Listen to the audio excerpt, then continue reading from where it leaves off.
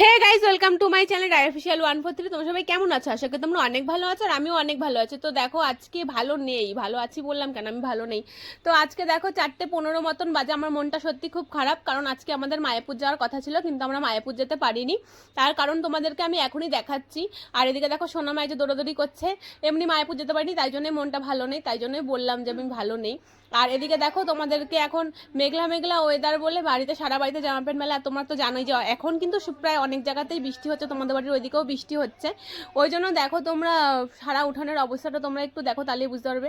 আর ওই জন্যই আমরা যেতে পারিনি। আমরা যখন বেরাবো ভাবছিলাম সেই টাইমটাতে এত বৃষ্টি নেমেছে যে আমরা যেতে পারিনি। আর এদিকে ছদ্দিবার দিকেও নিয়ে যাওয়ার কথা ছিল, কিন্তু দেখো আকাশটা এত মেঘলা যে এখনও বৃষ্টি হয়ে যাচ্ছে। আর মাঝখানে একটুখানি থেমেছিল, ওই জন্য ভাবলাম তোমাদের সাথে একটু ব্লগটা শেয়ার করে দিই। কী ব্লগ আনার কথা ছিল আর কী ব্লগ আসলো, আমার নিজেরই খুব খারাপ লাগছে। আর দেখো এদিকে রাস্তাঘাটটার অবস্থা।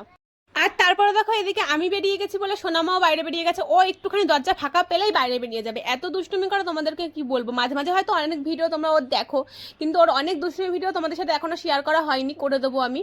আর এদিকে দেখো সোনামার সাথে আমি একটু দুষ্টুমি করে নিয়েছিলাম। এদিকে দেখো তোমাদের দাদা যেতে পারিনি বলে একদম চাদর মুড়ি দিয়ে শুয়ে আছে। তো আমার তো মনটা সত্যি খুব খারাপ ছিল, আমি বসে বসে ভাবছিলাম, সারাদিন মুড আপ করে বসেছিলাম আর আমি পুরো রাগটা দেখিয়েছি রাহুলের উপরে। সত্যি খারাপ লাগছিল, আমি কারোর সাথে কথাও বলছিলাম না। দেখো আমার মুখ চোখ দেখলেই তোমরা বুঝতে পারবে। আর বসে বসে ভাবছিলাম কি করা যায়, এত বোরিং কেন লাগছে। আর তারপরে তোমাদের দাদা অনেকক্ষণ পরে আমার সাথে কথা বলছিল আর ভাবছিল কি করে আমার মুডটা ঠিক করা যায়। আর এদিকে সোনামা তো জ্বালাচ্ছে, তোমরা জানোই যে মায়েদের যখনই শরীর খারাপ থাকে, মন খারাপ থাকে, তখনই বাচ্চা। আর এদিকে তোমার দাদা বসে বসে দেখছিল যে কি একটা ভালো খাবার এনে দিলে আমার মনটা ভালো হয়ে যাবে। আর আমি অন্য নানান ধরনের খাবার খেতে খুব ভালোবাসি, ওই জন্য ও দেখছিল ফোনে যে কি খাবার নিয়ে আসা যায়। তার রাতের বেলা আমার মনটা একটু ভালো করে, আর ভাবছিলাম মন খারাপ করে আর কি করবো। পর রাতের বেলা রুমাল রুটি আর চিকেন কষা খেয়ে ঘুমিয়ে পড়েছে। আজকের ভিডিওটা কেমন লাগলো কমেন্ট করে জানাতে একদমই ভুলবেন না। দেখা হচ্ছে নেক্সট ভিডিও।